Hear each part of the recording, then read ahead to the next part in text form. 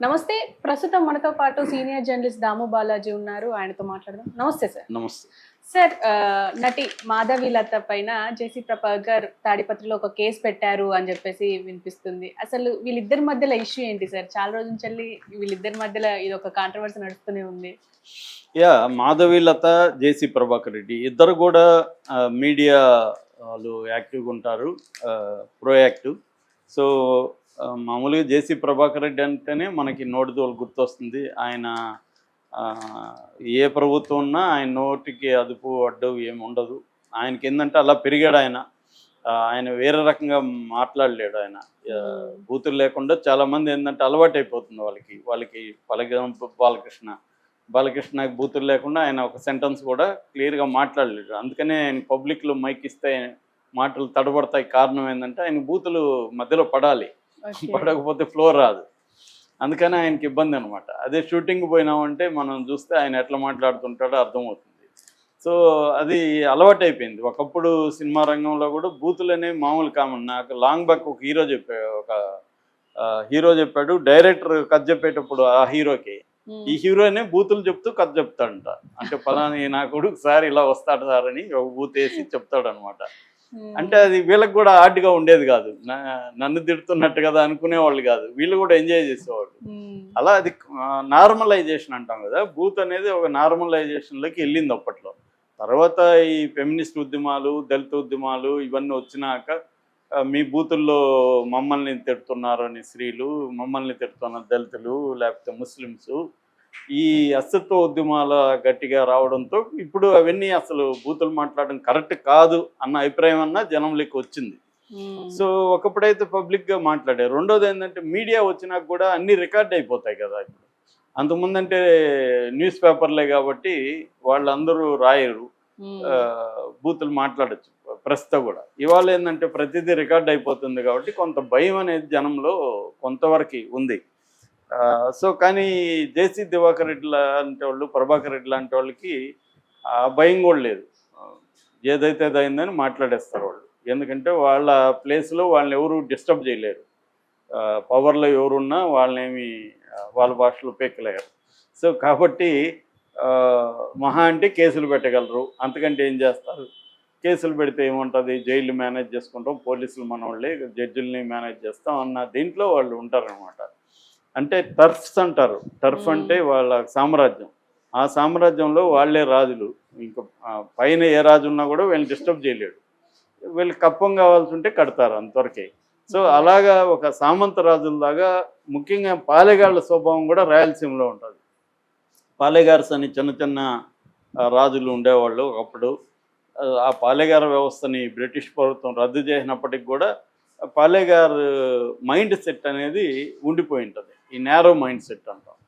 So అలాగా ఈ మనకి చాలామంది బూతులు మాట్లాడే వాళ్ళు ఉన్నారు. అందులో ఈయన ఓపెన్గా కెమెరా ముందు కూడా మాట్లాడేసిన అనేక సందర్భం ఉంది. ఆయన నా కొడకల్లారా అనకుండా తిట్టలేరు ఎవరిని. వాళ్ళు మనవాళ్ళు అంటే మన ప్రభుత్వం అధికారులైనా అలాగే తిడతాడు ఆయన. అక్కడ తరతమ భేదం కూడా లేదు ఆయన. సో ఈ కాంటెక్స్లో ఏంటంటే, కానీ అక్కడ ఆయనకి మంచి పేరు కూడా ఉంది. ఎక్కడ తాడిపత్రిలో దాన్ని క్లీన్గా ఉంచాడని, అభివృద్ధి చేయించాడని ప్రజల్లో. అంటే ఒక ఫీడల్ బెనవలెంట్ అంటారు. ఫీడల్ బెనవలెంట్ లార్డ్ అంటే ఫీడల్ లార్డ్ లాగా ఉంటాడు.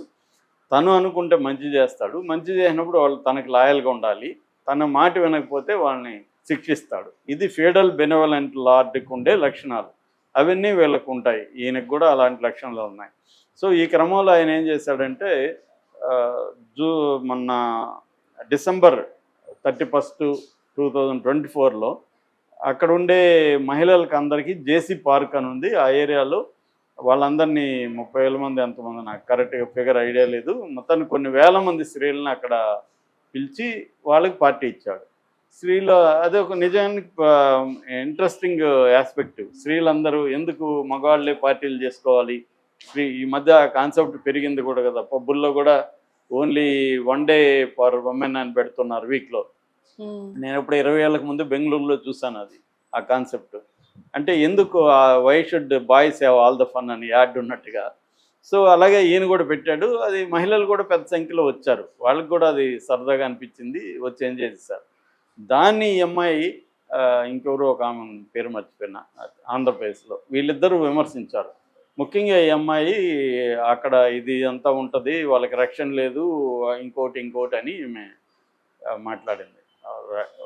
వాళ్ళకి రక్షణ లేకపోతే వాళ్ళు మాట్లాడలేరా? వాళ్ళకి వాయిస్ లేదా మహిళలకి? ఈమెకి ఎందుకంటే ఈమెకి పబ్లిసిటీ కావాలి. ఈమె ఏంటంటే నటి అంటుంది కానీ ఈ మధ్య నటి లేదు, ఏమీ లేదు. ఆమె ఏదో ప్రైవేట్ జాబ్స్, ఏదో పొలిటికల్ కన్సల్టెంట్ అని అది ఆ మధ్య ఏదో చెప్పినట్టుగా ఒక వీడియోలో చూశాను నేను. సో ఈమె బేసిక్గా బీజేపీ సింపథైజరు, యాక్టివిస్ట్ అంటుంది. అది కూడా ఏం తెలియదు మనకి.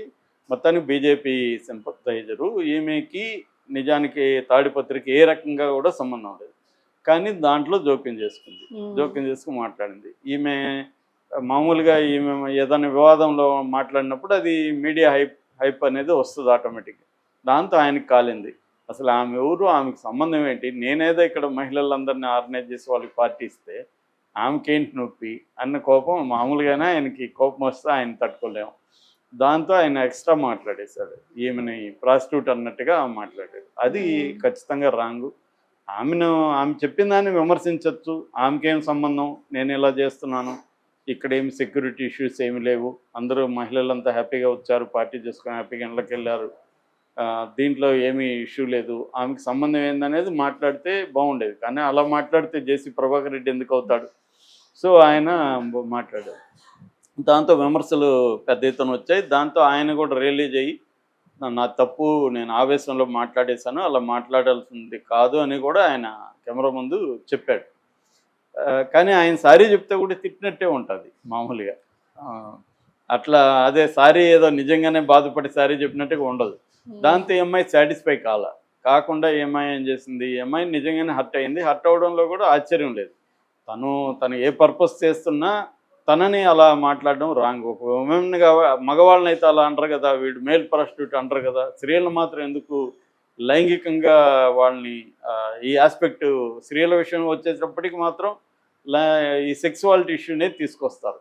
అదే మగవాడు 100 మంది అఫైర్లు ఉన్నా కూడా, మొన్న చూడు అతను ఎవరు, కిరణ్ రాయల్, నాకు 100 మందితో ఉందని చెప్తున్నాడు.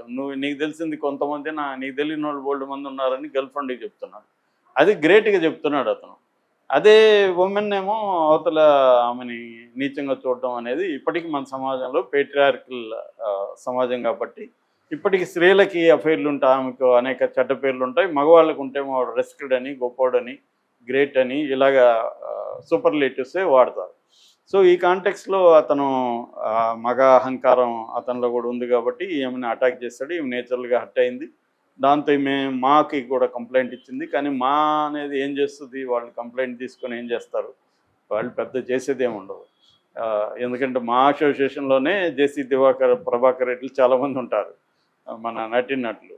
బాలకృష్ణ అట్లా అనుకుంటే బాలకృష్ణ మీద మా చర్యలు తీసుకోవాలి కదా, ఆయన స్త్రీల మీద ఘోరమైన కామెంట్స్ చేశాడు కదా. ఈ మధ్య కూడా ఊర్వశి రౌతాల మీద ఎలా బిహేవ్ చేశాడు.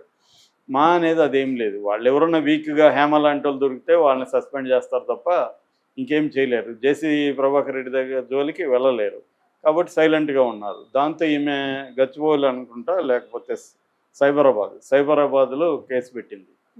వాళ్ళు ఎఫ్ఐఆర్ కూడా రిజిస్టర్ చేశారు సైబర్ క్రైమ్లో. ఎందుకంటే ఇది ఐటీ యాక్ట్ కింద కేసు పెట్టారు. సో దీనికి ఇప్పుడు వీళ్ళు పోలీసులు నోటీసులు పంపించడం అవన్నీ చేస్తారు కదా, అంతకంటే ఏం జరగదు ఇటువంటి కేసుల్లో. కానీ దాన్ని కూడా తట్టుకోలేని జేసీ ప్రభాకర్ రెడ్డి మాధవీలత మీద కేసు పెట్టాడు. ఇది కూడా ఆయన తెలివిగా డైరెక్ట్గా తను పెట్టకుండా ఒక మహిళ దగ్గర, అది కూడా ఒక మాల మహానాడు కార్పొరేషన్ రాష్ట్ర డైరెక్టర్ ఆమె పెట్టింది. కొంకని కమలమ్మ అంట ఆమె పేరు. ఆమెకి ఏం సంబంధం మరి నాకు తెలీదు. ఆమె కేసు పెట్టింది. ఎందుకంటే మహిళల్ని కించపరిచే విధంగా ఈమె మాట్లాడింది. ఇప్పుడు